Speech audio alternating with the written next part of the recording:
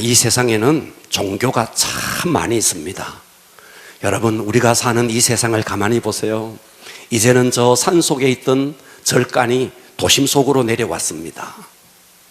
지나가면 천주교 성당이 보이고, 그리고 절간이 보이고, 또 우리 눈에는 십자가가 있는 교회가 많이 보여요. 그리고 여러분들은 조상으로부터 이미 제사를 지내고 이런 유교를 접해왔습니다. 그러니까 우리가 사는 이 땅에 많은 종교가 있습니다. 그런데 최근에 와서 세계적인 종교로 두각을 드러내는 아주 떠오르는 종교 하나가 있습니다.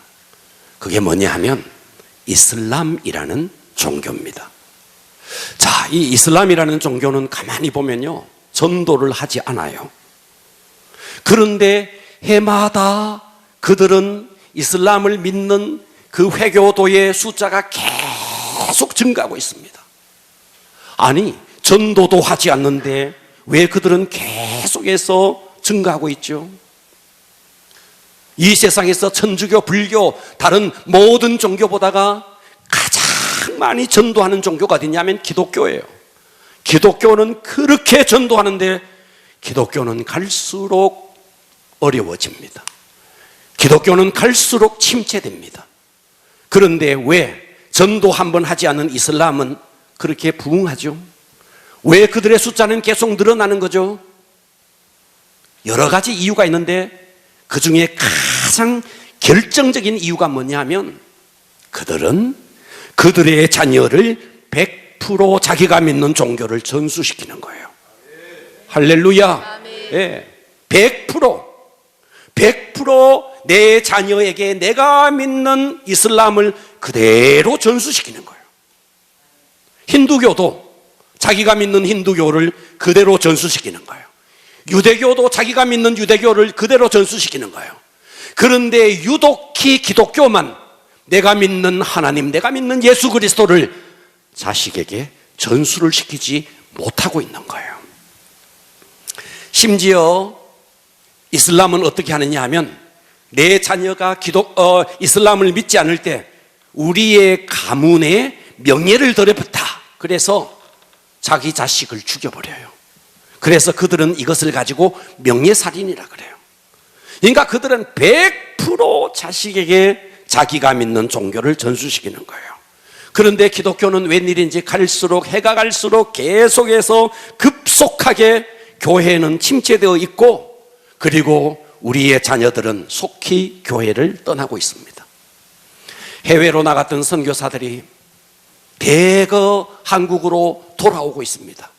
왜냐하면 한국의 교회가 침체하니까 선교비를 더 이상 계속해서 보낼 수가 없으니까 그 선교비에 의지해서 선교했던 선교사들이 더 이상 선교를 할 수 없어서 한국으로 돌아오고 있는 거예요.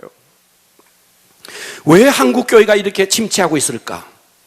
여러분, 기독교가 2000년 예루살렘에 복음이 떨어졌습니다. 예수님이 십자가에 죽으시고 승천하시면서 예수님은 이렇게 말했습니다. 성령이 너희에게 임하시면 너희가 권능을 받고 예루살렘, 온 유대, 사마리아 땅끝까지 복음을 증거하리라. 그래서 이 2000년 동안의 기독교는 어땠느냐? 복음이 사마리아로 갑니다. 복음이 이제는 소아시아, 얼마 전에 그 지진이 일어났던 터키, 옛날에는 터키, 요즘은 트르키에라 그래요.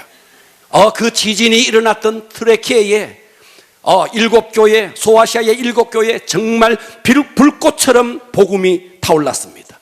그 복음이 북유럽으로, 그 복음이 영국으로, 그 복음이 대서양을 건너서 미국으로, 그리고 그 복음이 태평양을 건너서 한국으로, 한국에 왔던 복음이 지금 중국으로 갔습니다. 이렇게 복음은 계속해서 이동했습니다. 어느 한 민족도 2000년 동안에 이 복음이 자녀에게로 전수시킨 민족이 한 민족도 없는 거예요. 과거에 한때 복음이 타올랐는데 그냥 그 복음을 토스해 준 거예요. 그래서 다른 곳에서 복음이 타올랐는데 복음을 토스해 준 그곳에는 완전히 잿더미가 되어버린 거예요. 전혀 복음이 타오르고 있지 않는 겁니다. 자, 소아시아, 그 옛날 그렇게 복음이 타올랐던 소아시아, 지금 터키에는 복음화가 0.1%도 안 된다 그래요. 자, 영국을 한번 보십시오. 우리나라의 토마스 선교사를 파송했던 그 영국은 지금 어떠냐? 노방에서 전도하면 현행범으로 체포당합니다. 영국에서 동성애를 반대하면 현행범으로 체포당합니다. 영국은 매년 동성애 축제를 한 달 내내 아주 국가적인 행사로 동성애 축제를 하고 있습니다. 미국이라는 나라는 어떤가? 유치원에서 아예 그 어린 아이들에게 동성애를 가르칩니다. 동성애를 교육하고 있습니다. 그렇게 복음을 불꽃처럼 타올랐던 그 나라들이 이렇게 쇠퇴하고 있습니다. 그럼 한국은 어떤데요? 한국도 지금 동성애가 지금 국회에서 통과하느냐 마느냐 지금 기로에 있습니다. 여러분 정말 기도해야 됩니다. 할렐루야. 예, 지금 전 세계 복음이 지나간 그곳에 복음이 없어요. 그 소아시아의 트레키에도 영국도 미국도 그 북유럽도 심지어 지금 한국까지도 복음이 계속해서 침체되고 있습니다. 이유는 뭘까요? 신약의 지상대명령, 거기에만 꽂혀 있는 거예요. 땅끝까지 이르러서 내 복음을 전가라. 땅끝 전도, 여기에만 꽂혀 있는 겁니다. 그래서 교회마다 교회를 개척하면 아예 선교사를 파송하고 교회만 개척하면 선교비를 냅니다. 그런데 정작 내 자녀는 복음에서 너무나 멀어져 있는 거예요. 이것이 한국교회의 현실이라는 것입니다. 그러니까 한국의 선교사들이 가는 곳마다 그곳에 복음이 타올라요. 그런데 문제는 우리가 그곳에 복음을 증거했는데 한국이라는 나라는 어떠냐는 거예요. 우리의 자녀들은 어떠냐는 말이에요. 우리의 자녀들이 속히 교회를 다 떠나고 있는 겁니다. 그렇기 때문에 우리는 해외 선교해야 합니다. 하지만 우리는 내 자녀를 제자 삼아야 됩니다. 아멘. 크게 아멘 하셔야 됩니다. 아멘. 수평적 복음 증거 해야 됩니다. 아멘. 하지만 수직적으로 내 자녀에게 말씀을 전수시켜내야 됩니다. 아멘. 그리고 또 한국이 복음화가 지금 계속해서 교회가 침체되는 이유에 또 하나가 뭔데? 자녀를 너무나 낳지 않는 거예요. 자, 제가 좀 전에 이슬람 이야기를 했어요. 이슬람은 한 여자가 8.1명을 낳아요. 8명 이상을 낳아요. 이스라엘 백성들은 7.1명, 7명 이상을 낳아요. 우리나라는 0.76명을 낳아요. 0.76명. 부부가 결혼을 해서 한 명을 안 낳는 거예요. 여러분 지금 뭐 하고 있는 거예요?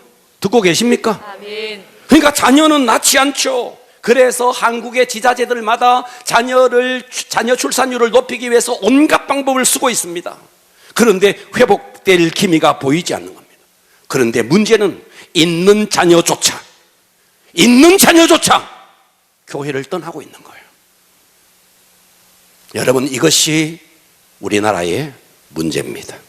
여러분 농사 중에 최고의 농사는 자식 농사입니다. 동의합시다. 최고의 농사는 자식 농사입니다. 여러분 1년 농사를 지어서 뭐 양파를 농사를 지었는데 대풍이 들었네. 1년이에요. 여러분의 자녀는요? 여러분의 자녀는 어디에 있습니까? 여러분의 자녀는 하나님 앞에 꽂혀 있습니까? 여러분의 자녀는 어디에 가 있습니까? 여러분 부모가 머릿속에 뭐가 있는지 아십니까? 주식을 하나 사놓고 계속 주식만 들여다봅니다. 계속 주식. 머릿속에 아주 막 돈으로 가득 차 있습니다. 그런 모습을 우리 자녀가 보고 있습니다. 그래서 우리 자녀들도 조그만하게 주식 하나를 사서 주식이 올랐나 내렸나 아주 막 그것만 쳐다보고 있습니다. 부모의 심령 속에 예수가 있느냐? 여러분의 삶 속에 예수가 있느냐? 여러분의 삶 속에 돈이 있느냐? 그것이 여러분의 자녀에게 그대로 가는 것입니다. 아멘. 사무엘상 3장 13절은 이렇게 말했어요. 내가 그의 집이 누구 집인데? 엘리의 집이에요. 엘리가 누구냐? 당시의 제사장입니다. 엘리의 집을 영원토록 심판하겠다고 그에게 말한 것을 엘리가 아는 죄악이라는 거예요. 무슨 말이냐? 제사장이었던 엘리의 자녀들이 하나님 앞에 죄를 짓고 있는 거예요. 그것을 제사장이었던 엘리가 다 알고 있었다는 거예요. 그가 아는 죄악이니 이는 그가 자기 아들들이 저주를 자청하되 금하지 아니하였다는 거예요.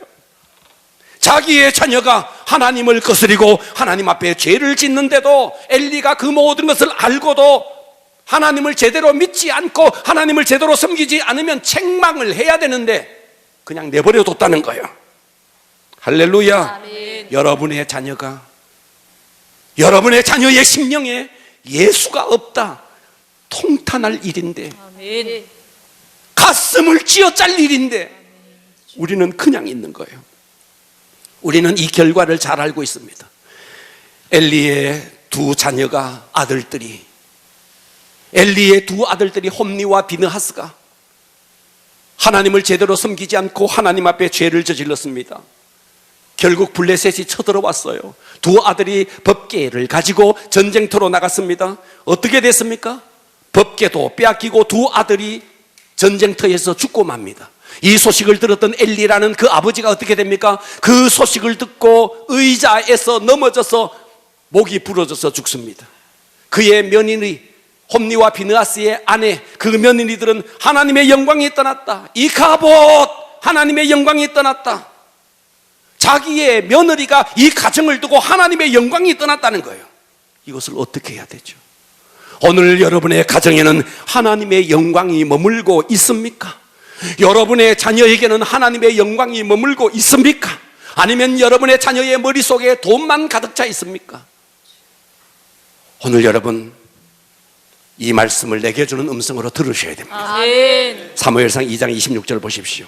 아이 사무엘이, 자, 엘리의 제사장이었던 엘리의 가문이 이렇게 하나님 앞에서 죄악을 범하고 있는 그때에 하나님은 사무엘이라는 한 아이를 키우고 있었습니다. 이에 사무엘이 점점 자라매 여호와와 사람들에게 은총을 더욱 받더라. 여러분의 자녀가 이런 자녀 되어야 됩니다. 아멘. 하나님 앞에서, 사람 앞에서 은총을 더욱 받는 자. 할렐루야. 아멘. 그런데 당시에 하나님의 그 제사장이었던 엘리의 집은 어떻게 되는가? 27절 보십시오. 하나님의 사람이, 여기서 하나님의 사람은 익명의 선지자 하나를 들어서 말을 하고 있습니다. 익명의 선지자 하나가 엘리에게 찾아와서 이렇게 말합니다. 엘리에게 와서 그에게 이르되, 여호와의 말씀이 너희 조상의 집이 그 애굽의 바로의 집에 속하였을 때, 그랬죠. 과거에 이스라엘 백성들은 애굽에 종살이 했습니다. 그 너희의 조상의 집이 애굽에서 바로의 집에 속하였을 때 내가 그들에게 나타나지 아니하였느냐? 그렇습니다. 하나님은 모세를 통해서 그들에게 나타나셨습니다. 28절, 이스라엘 모든 지파 중에서 하나님께서 그가 누군데? 아론이에요. 아론. 모세의 형이었던 아론입니다. 그 아론을 택하여 내 제사장으로 삼아 그가 내 제단에 올라 분향하며 내 앞에서 에봇을 입게 하지 아니하였느냐? 이스라엘 자손이 드리는 모든 화제를 내가 내 조상의 집에 주지 아니하였느냐? 당시에 화제로 바쳤던 그 제물은 제사장의 몫으로 제사장에게 돌렸습니다. 그것만도 충분한데 어떻게 네 아들들은 나보다 더 중히 여겨, 네 아들들은 나보다 더 중히 여겨 내 백성 이스라엘이 드리는 가장 좋은 것으로 너희들을 살찌게 하였느냐? 30절. 그러므로 우리 합독합니다. 시작. 그러므로 이스라엘의 하나님 나 여호와가 말하노라. 내가 전에 내 집과 내 조상의 집이 내 앞에 영원히 행하리라 하였으나. 자, 여기까지. 과거에는 말이야, 내가 아론을 택해서 너희 조상들에게 내 집과 내 조상의 집이 내 앞에서, 하나님 앞에서 영원히 하리라 하였으나 그러나 이제 나 여호와가 말하노라. 결단코 그렇게 하지 아니하리라. 이제 더 이상 그렇게 하지 않겠다. 왜요? 너희의 자식들이 하나님을 업수히 여기고 하나님을 경멸히 여기고 하나님을 섬기지 않고 있기 때문에. 그래서 그 다음 말이 너무너무 중요한 거예요. 나를 존중히 여기는 자를 내가 존중히 여기고 나를 멸시하는 자를 내가 경멸하리라. 아멘. 보고 계십니까? 아멘. 여기서 하나님께서 여기서 나르는 하나님이에요. 나를 존중히 여기는 자. 나를 존중히 여기는 게 뭔데? 자녀를 잘 양육해서 하나님의 사람으로 세우는 것이 하나님을 존중히 여기는 거라는 거예요. 아멘. 그 다음, 나를 멸시하는 자. 내 자녀를 내 자녀가 하나님을 믿지 않고 하나님을 없이 여기는 것, 그런데도 그들을 책망하지 않고 그대로 버려두는 것, 나를 멸시하는 자를 내가 경멸하리라. 지금 하나님의 뜻대로 하나님 앞에서 살아가고 있는 사무엘, 그와 반대로 전혀 하나님의 뜻대로 자라지 않고 있는 엘리의 가정. 여러분, 오늘 우리는 이 말씀을 내게 주는 음성으로 드러내고, 아멘. 여러분의 자녀가 복음 앞에 바로 서서 아멘. 정말 여러분의 자녀가 하나님을 떠나 있다면 가슴을 쥐어 뜯어야 됩니다. 아멘. 오늘 말씀에 은혜 받기를 축복합니다. 아멘. 자, 오늘의 설교 제목은 자녀를 세우는 위대한 부모. 따라서 합니다. 자녀를 세우는 자녀를 세우는 소리를 과격하게 합시다. 자녀를 세우는 위대한 부모. 위대한 부모. 이것이 여러분에게 이루어지기를 바랍니다. 아멘. 할렐루야. 아멘. 첫째입니다. 첫째는 자녀를 하나님의 사람으로 세워야 합니다. 아멘. 여러분의 자녀, 돈 잘 버는 자녀, 여러분의 자녀, 좋은 직장을 잡은 자녀, 여러분의 자녀, 아주 세상에서 출세한 자녀, 여러분은 거기에 꽂혀 있습니까? 여러분의 자녀가 하나님을 떠나서 하나님을 섬기지도 않는데 돈 잘 번다고 효도하는 자녀로 알고 있습니까?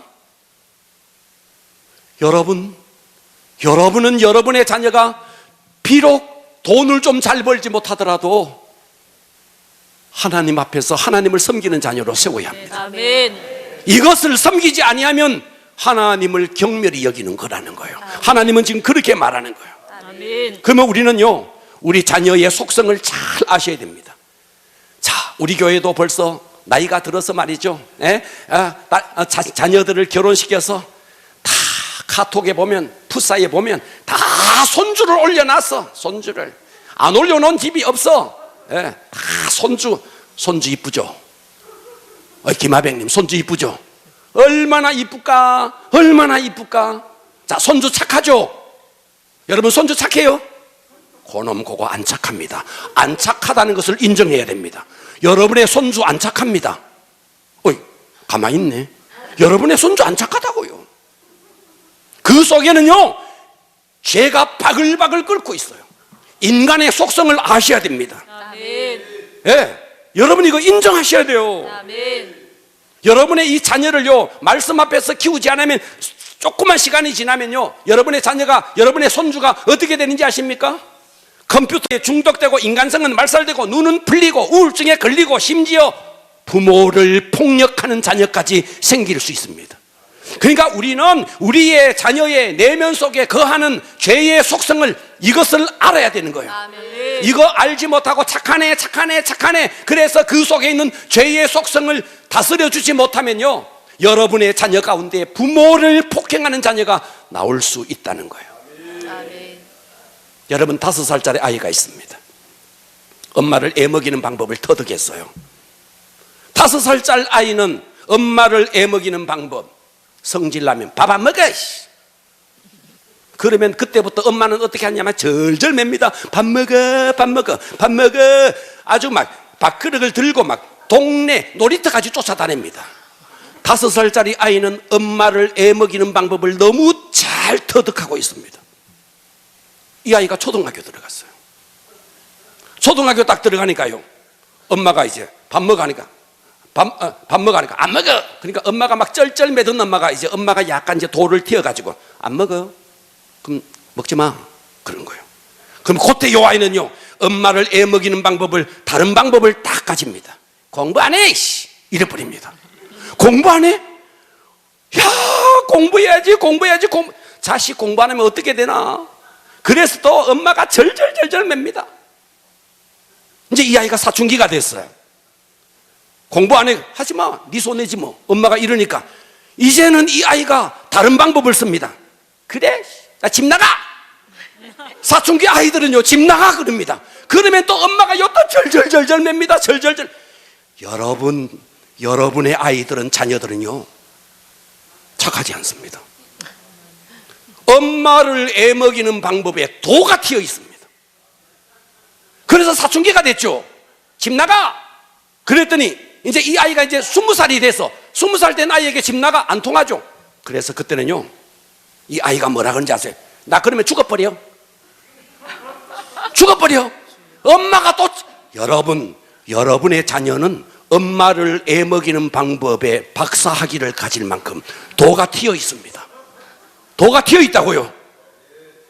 그런데 엄마는 아무것도 모르고, 그래서 아이들은요, 자식 이길 부모 없다, 자식 이길 부모 없다 하면서요, 여러분의 아이는 여러분 이 속에 죄성이 있습니다. 그래서 이 죄성을 잡아주지 아니하면 그저 이쁘게 개망난이 됩니다. 명심하셔야 됩니다. 여러분의 자녀를 망나니로 만들 것이냐, 하나님의 사람으로 만들 것이냐, 이거는 부모가 이 자녀를 어떻게 다스리느냐, 어떻게 이것을 컨트롤해 주느냐 달려있는 거예요. 예. 저는요, 이런 엄마의 간증을 들었어요. 이게 실제로 들었던 간증이에요. 사랑하는 아들이 있었어요. 학교에만 가면 공부를 잘해요. 학교만 가면 얌전해요. 사내 아이예요. 집에만 오면 엄마를 때리는 거예요. 누나를 막 때리는 거예요. 감당이 안 되는 거예요. 아이가 덩치가 크니까 엄마가 감당이 안 되는 거예요.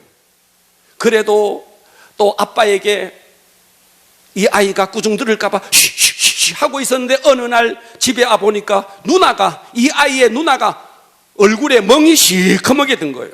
그래서 아빠가 물었어요. 얘, 너 얼굴이 왜 이래? 동생이 때렸어요. 그래서 이 아빠가 아들 방을 갔어요. 너 웬일이냐? 어떻게 누나를 폭행했느냐? 여러분, 그때요, 이 아이가요, 아빠에게 폭발을 했어요. 이거 실제 상황입니다. 아빠에게 폭발을 해가지고 그 아이가 덩치가 아빠보다 더 덩치가 크고 힘이 더 센 거예요. 아빠를 때리는 거예요. 여러분의 자녀 착하다고요? 여러분의 자녀 얌전하다고요? 이쁘다 하면 그 속에 있는 재성이 그냥 아주 막 우죽순처럼 자라는 겁니다. 그래서 여러분의 자녀 폭력 쓰는 아이로 만들어서 가족들이, 이 집은요, 이 사내 아이 하나 때문에 누나도 엄마도 아빠도 벌벌벌벌 떠는 거예요. 여러분의 자녀 착하지 않습니다. 사람들은 말해, 아이고, 우리 애는 착한데 친구를 좋아하시네. 친구 잘못 만나가지고 유유상종인 거 모르십니까? 원래 그놈이 그놈을 만나는 거예요. 이것을 모르고 우리 아이는 착한데 친구를 잘 만나. 여러분, 인간은 한계가 있습니다. 인간은 본래 죄인이에요. 태어나서 죄를 가르쳐주지 않는데도 이 속에서 계속 죄가 올라오는 거예요. 그렇기 때문에 우리는 우리 자녀 필요한 거 다 사주면 개망나니가 된다는 사실. 그러므로 우리는 돈을 주는 것 이상으로 무엇을 심어야 되는가, 공부하는 기계 만드는 이상으로. 엄마는요, 자기도요, 변변치 못한 학교를 나왔으면서요, 임시만 딱 하면요, 이 속에 서울대학교 시가 있는 줄 알아요. 이 뱃속에 서울대학교 아이가 있어. 아이고, 여러분, 명심하시고 어려서부터 여러분의 자녀 속에 있는 그 죄성, 이것을 다스릴 수 있어야 됩니다. 이 아이가, 부모가 그것을 다스려 주지 아니하면 나중에 이 아이가 회사를 가요. 회사를 가면 그 아이가 성질대로 하면 회사는 그 아이 못 받아줍니다. 그래서 잘리는 거예요. 스스로가 이것을, 자기 감정을 조절할 수 있어야 됩니다. 여러분, 인생을 살고 보면 인생의 고민의 절반 이상, 70%, 80% 이상이 가정에 대한 고민이에요.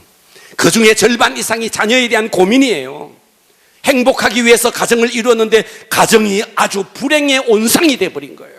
남편 때문에 불행하고, 아내 때문에 불행하고, 자녀 때문에 불행한 거예요.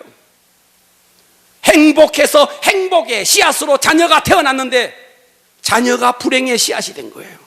왜요? 여러분이, 그 모든 것은 자녀에게 문제 있지 않습니다. 부모에게 있습니다. 그러면 지금 20살이 넘은 그 자녀 윽박질렸어. 야, 너 교회 안 나가? 윽박질려서 될 일이 아닙니다. 그러면 지금은 어떻게 해야 되는데? 방법은 딱 하나예요. 다른 방법이 없습니다. 여러분이 주님 앞에 와서 정말 피를 토하는 기도, 그 외에는 방법이 없는 거예요. 아멘. 그리고도 멀쩡하게 새벽 기도도 안 나오는 거예요. 니케라 하고 있는 거예요. 내일부터 정말 여러분 자녀를 품고 새벽을 깨울 수 있기를 축복합니다. 아멘. 여러분의 기도가 자녀를 세울 것입니다. 아멘. 할렐루야. 두 번째입니다. 자녀를 세우는 위대한 부모는요, 자녀를 하나님의 사람으로 만들어야 되는데, 하나님의 자녀로 만들기 위해서는요, 부모가 권위가 있어야 돼요. 아멘. 뭐가 있어야 된다고요? 부모가 권위가 있어야 돼요. 자녀를 세워야 되는데 부모가 권위가 하나도 없으니까 자녀는 부모를 너무 만만하게 생각하는 거예요. 젊은 엄마들이 말이죠, 인격적으로 아이에게 한다고 그러면 안 돼요, 떼치해요. 웃기고 있어요. 웃기고 있어요. 여러분의 자녀를요, 요즘 가정들은요, 보면요, 엄마가요, 너무 교양이 있는 척 하면서 말이죠, 아이가 왕이고, 엄마는요, 그 집의 종이에요, 종. 아주 말이죠, 그 아이의 시다발이에요, 시다발이. 엄마는 시다발이, 아이는 왕. 아닙니까? 여러분의 가정 이야기잖아요. 그래가지고 여러분의 자녀가 잘 될 줄 아는 거예요. 잘 되지 않습니다. 여러분의 자녀는 여러분의 머리 꼭대기에 올라가서 엄마를 어떻게 하면 힘드는지, 어떻게 하면 엄마가 애먹는지를 너무너무 잘 알고 있습니다. 그래서 이 아이가요, 교회를 갔네. 교회를 갔는데 엄마가 우리 아들 때문에 힘들어 죽겠어. 우리 아들 밥도 안 먹고 숙제도 해. 요 아이는 요 깨닫습니다. 우리 엄마는 숙제를 안 하면 애 먹는구나. 다 깨달아 버립니다. 밥을 안 먹으면 애 먹는구나. 그러면서요, 더 애 먹입니다. 여러분의 자녀가 착하다고요? 착하지 않습니다. 여러분의 자녀를 정말 하나님의 사람으로 세우기 위해서 엄마가 권위가 있어야 되는데, 어떻게 권위를 세우는데, 자기가 권위를 다 잃어버려 놓고, 자기가 자식에게 권위를 다 잃어버려 놓고, 어떻게 이제 와서 권위를 세우는데, 지금부터 하셔야 됩니다. 아멘. 어떻게 하느냐? 잘 들어주실래요? 아멘. 할렐루야. 아멘. 할렐루야. 아멘. 여러분의 자녀가 더운 여름에 아이스크림을 계속 먹는다. 예를 들어서 한 개 정도 먹을 수 있죠. 2개 정도 맞죠. 2개 정도 먹을 수 있다 칩시다. 3개, 4개 계속 먹는다. 그때 엄마가, 잘 들어주실래요? 잘 들어주셔야 합니다. 아멘. 과격하게 아멘. 아멘. 아이가 아이스크림을 계속 먹는다. 그러면요, 엄마가 정색을 해야 됩니다. 웃으면서 장난처럼 하면 안 돼요. 정색을 해야 됩니다. 그만. 딱 한마디 하면 돼요. 그만. 그런데 아이가 말을 안 들어. 엄마의 권위가 없으니까 아이는 니케라 하고 먹는 거예요. 이미 엄마의 권위가 땅에 떨어진 거예요. 밖에 굉장히 추워요. 근데 아이가 옷을 아주 얇게 입고 나가려고 그래요. 나가면 감기 걸리고 그래요. 그러면 엄마가요, 정색을 해야 돼요. 코트 입고 나가, 잠바 입고 나가 해야 되는데 그 아이는 말을 안 듣는 거예요. 이미 여러분의 권위는, 자식에게 권위가 다 떨어져 있는 거예요. 인격적으로 말합니다. 그렇게 입고 나가면 감기 걸려요. 우리 왕자님, 에라이. 어지가 인격적으로 보인다. 어지간히 인격적으로 보인다. 아이고.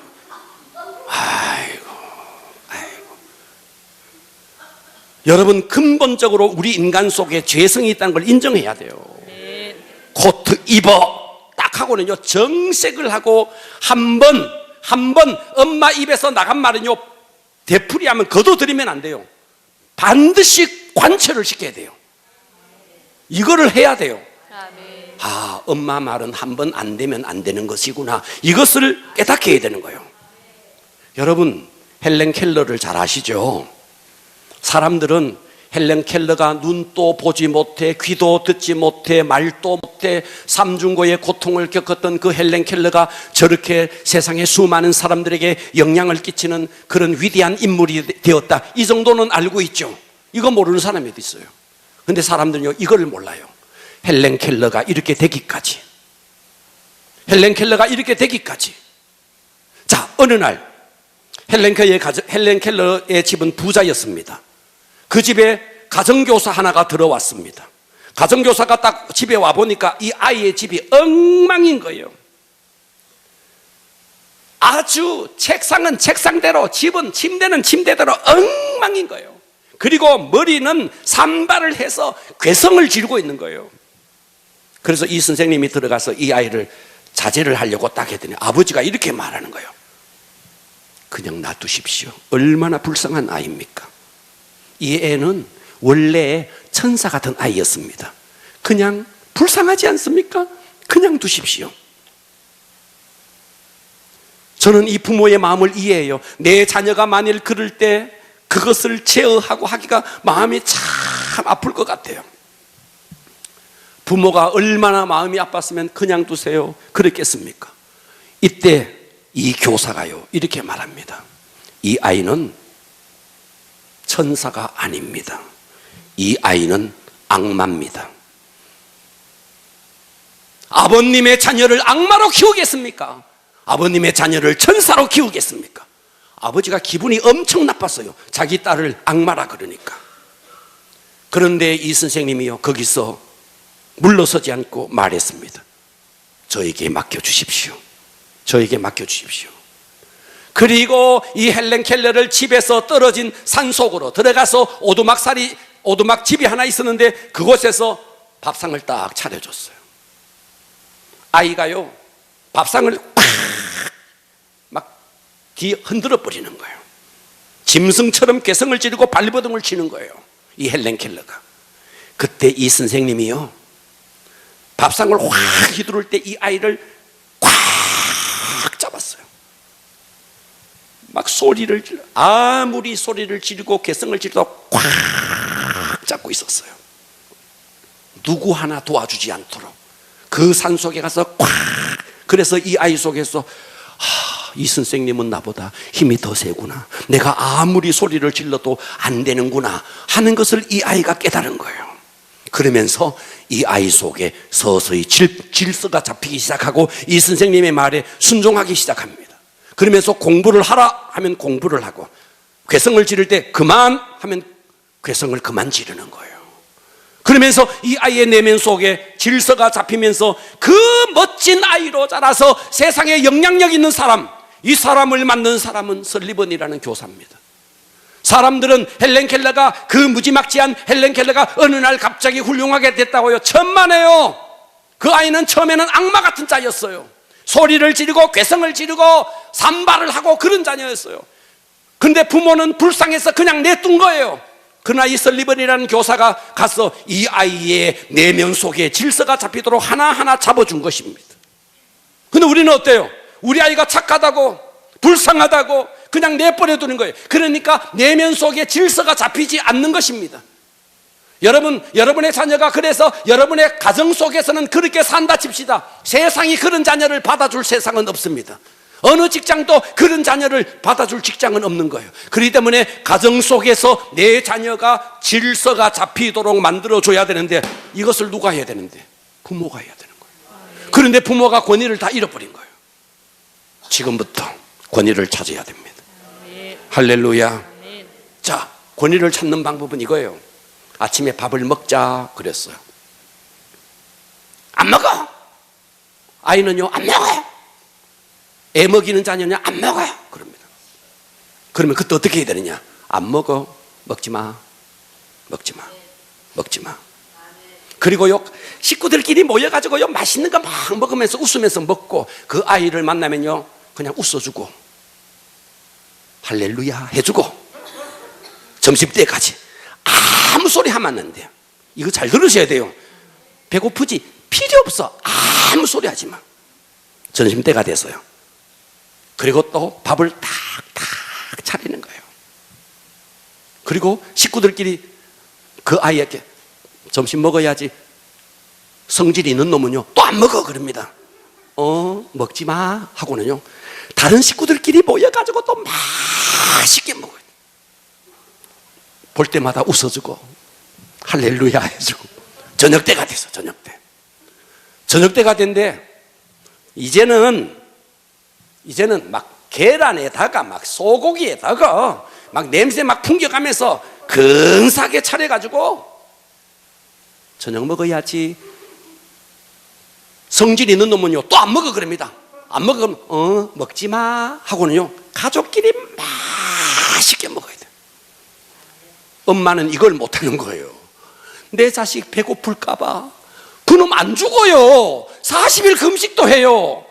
안 죽어요. 그런데 엄마가 그 자식이 배가 고픈 것을 못 견디는 거예요. 그러니까 엄마가 자식에게 지는 거예요. 이 분위기는 뭐죠?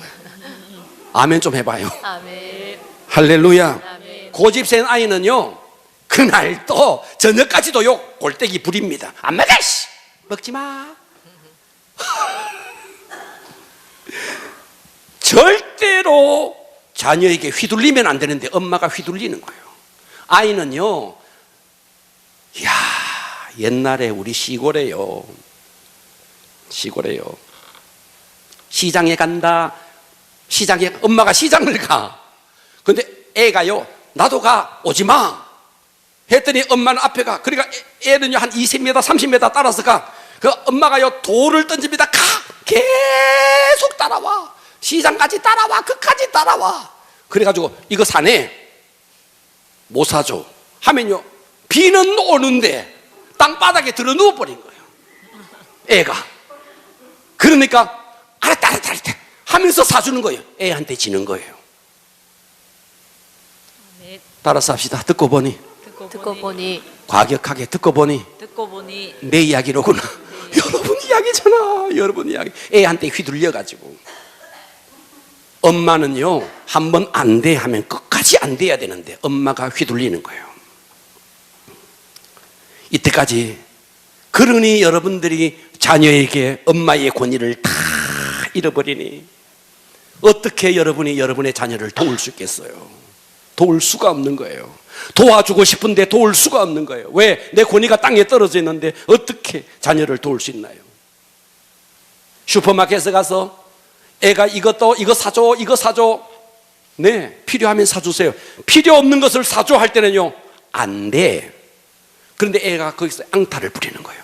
앙탈을 부리면 알았어. 이거는 엄마가 지는 거예요. 한 번 안 돼 하면 끝까지 안 돼야 되는데, 이 자식은요, 그런 엄마의 약점을 파고들어서 고집만 센 아이가 되는 거예요. 그래서 지하철을 타면요, 애가요 마구 쫓아다니고요. 예배 시간에도요, 우리 교회 봐봐요, 어떤 애가 쫓아다닙니까? 뭐 애가 없어서 안 쫓아다니지 뭐. 예배 시간에요, 애가요 와 중간으로 어떤 애는요 강대상까지 올라옵니다. 강대상까지 올라와요. 그런데도요, 엄마는요, 그러면 안 돼요. 에라이, 그게 인격 있는 거가? 그게 인격 있는 거냐고요. 그럴 때는요, 이 아이를 딱 떼고 나가서, 성전 밖으로 나가서 꽉 움켜잡고, 너 그렇게 하면 안 돼. 그렇게 하면 안 되는 거야. 라는 걸 가르쳐야 되는데, 엄마가 자식에게 휘둘리니까 애는요, 그 속에 있는 고집이 꺾이지 않고, 자아가 꺾이지 않고. 과거에 제가 여러분들에게 이런 이야기 한 적이 있잖아요. 중동의 어느 부부가 신혼여행을 갔네. 잘 들어주실래요?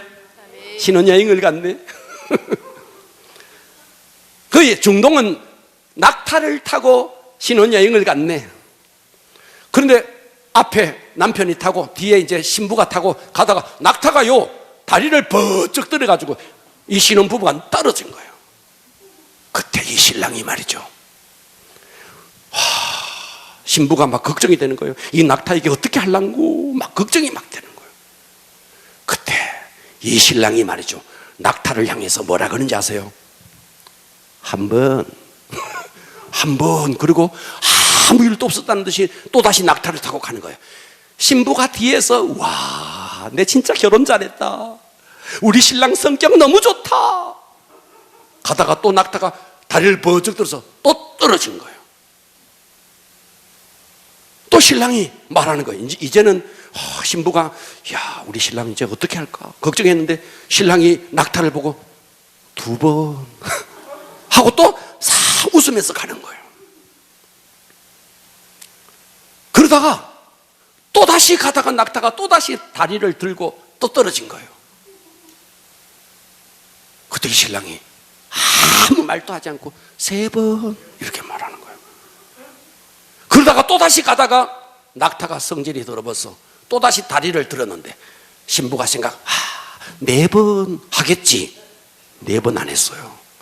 그대로 권총을 꺼내서 낙타의 머리에게 그대로 팍 쏘버렸어요. 낙타가 그 자리에서 죽었어요.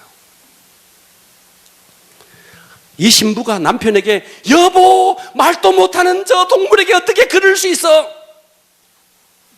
신랑이 아내에게 1번 딱 1번 한 번 하니까요 평생의 부부싸움 안 했대요.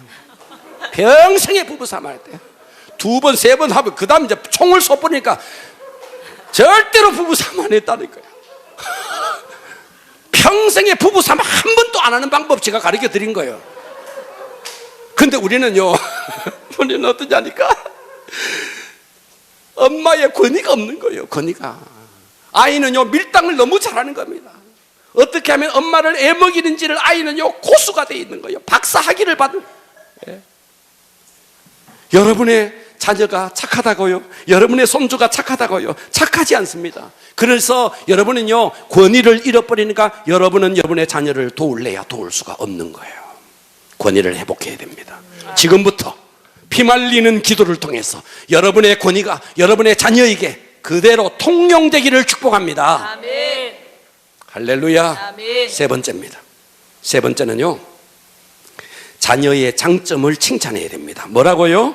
자녀의 장점. 과격하게 자녀의 장점을 어떻게 해요? 칭찬해야 합니다. 칭찬해야 됩니다.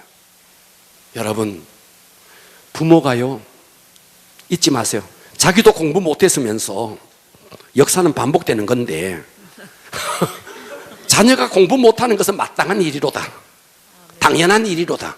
그런데 자기는 못했으면서 내 자녀가 공부를 잘하기를 기대하는 거예요. 여러분이 완벽주의인지 완벽주의가 아닌지는 뭘 보면 알 수 있느냐 하면요 여러분이 여러분의 자녀에게 좋은 점만 계속 보이면요 여러분은 완벽주의가 아닙니다. 그런데 여러분은 여러분의 자녀가 못마땅한 것만 자꾸 보이면 여러분은 완벽주의예요.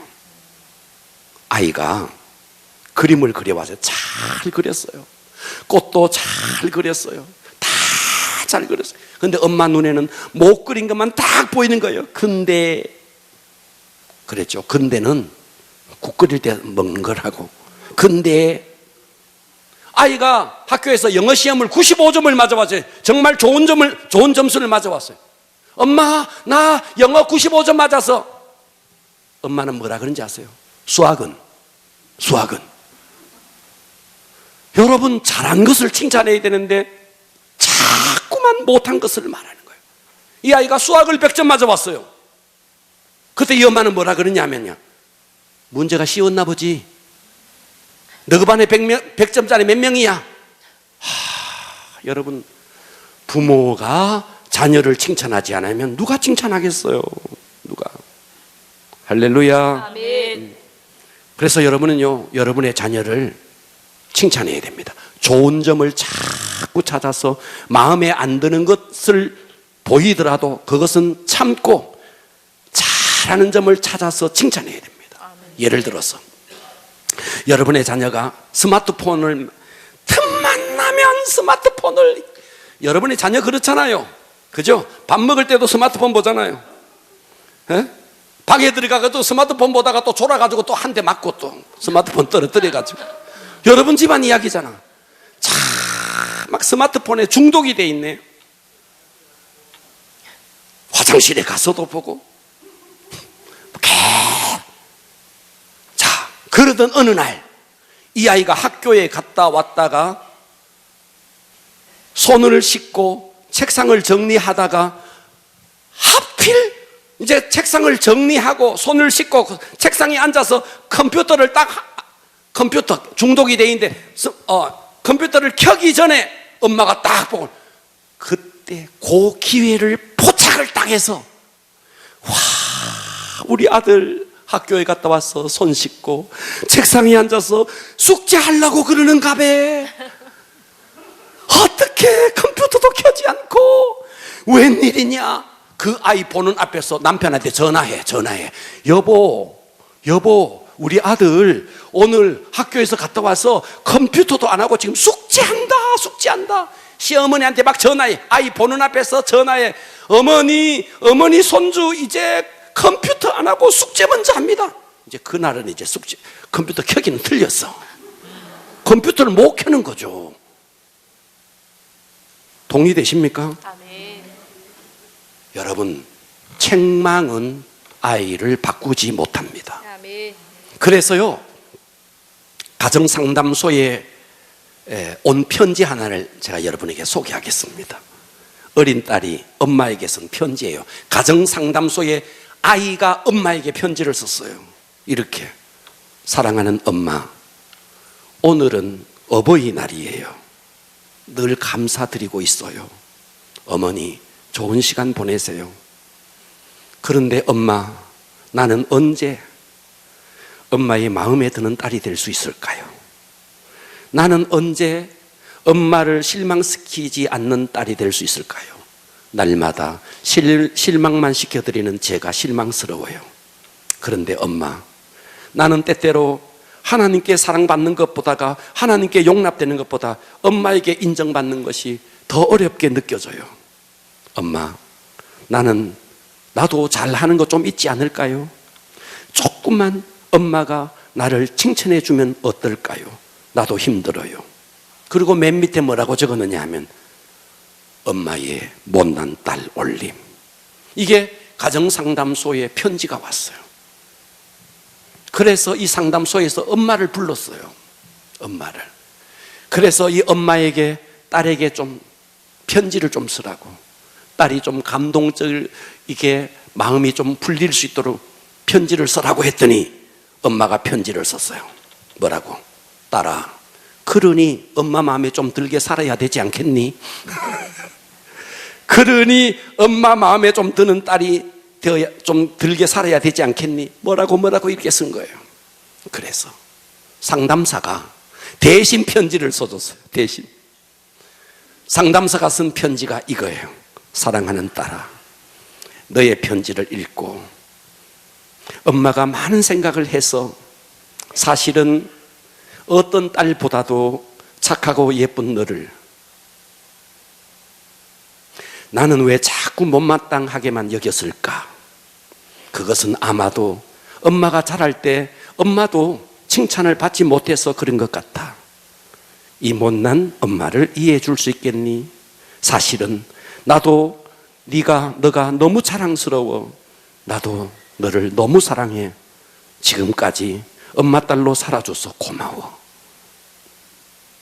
이거는 엄마가 쓴 편지가 아니에요. 상담사가 쓴 편지예요. 이 상담사가 엄마 대신에 편지를 써서 딸에게 보냈어요. 어떤 일이 일어났는지 아세요? 이 아이가 이 편지를 받고 대성통곡을 했어요. 하루 종일 통곡을 했어요. 하루 종일 울었어요. 하루 종일. 여러분, 사람을 바꾸는 게 지적하고 사람을 바꾸는 게 책망하고 그게 사람 바꾸는지 아세요? 이 아이가 상담사가 써준 편지를 엄마가 써준 편지로 알고 대성통곡을 하고 그날부터 이 아이가요 100% 바뀌어진 거예요. 100% 바뀌어진 거예요. 여러분, 하나님이 우리를 얼마나 사랑하는데요. 로마서 5장 8절은 이렇게 말해요. 우리가 아직 죄인 되었을 때 그리스도께서 우리를 위하여 죽으심으로 하나님께서 우리에 대한 하나님의 사랑을 확증했대요. 하나님이 우리를 볼 때 사랑받을 만한 짓을 해서 사랑한 게 아니라는 거예요. 아멘. 그 자체로 사랑한 거예요. 아멘. 사랑할 만해서 사랑하면 이 자리에 사랑받을 사람 아무도 없는 거예요. 그런데 왜 여러분은 여러분의 자녀에게 기대치를 너무너무 높이 잡아놓고 칭찬하면 하지 못하느냐 이 말이에요. 뭘 잘해서 칭찬한다고요? 사랑스러워서 칭찬하는 것은 그것은 아니에요. 사랑받을 수 없는 짓을 해서 칭찬을 안 하는 것도 그것도 잘못된 거예요. 사랑은 사랑 자체로서 능력이 있는 것입니다. 아멘. 하나님께서 우리가 사랑받을 짓을 해서 우리를 사랑한 게 아닙니다. 하나님 자체가 사랑입니다. 아멘. 그래서 여러분 모두가 정말 심령 속에 하나님의 사랑으로 가득 채워서 그래서 여러분의 자녀를 진심으로 사랑한다면 그리고 진심으로 그 자녀의 장점을 찾아서 칭찬하기 시작한다면 여러분의 자녀는 바뀔 것입니다. 아멘. 자녀를 세우는 위대한 부모는 자녀를 하나님의 사람으로 세워야 됩니다. 아멘. 공부 잘하는 자녀, 세상에 출세하는 자녀, 돈 잘 버는 자녀가 아닌 하나님의 자녀. 그러기 위해서 부모가 권위를 가져야 됩니다. 아멘. 할렐루야. 아멘. 오늘부터 내일부터 정말 우리가 하나님을 떠나 있는 자녀를 위해서 피말리는 기도, 부모의 기도가 자녀를 살립니다. 아멘. 그리고 볼 때마다 칭찬하십시오. 그래서 여러분의 가정 행복하기 위해서 가정을 이루었는데 행복해야 되지 않겠습니까? 아멘. 승리하는 여러분의 가정이 되기를 축복합니다. 아멘. 다 같이 일어나겠습니다. 주님 감사합니다.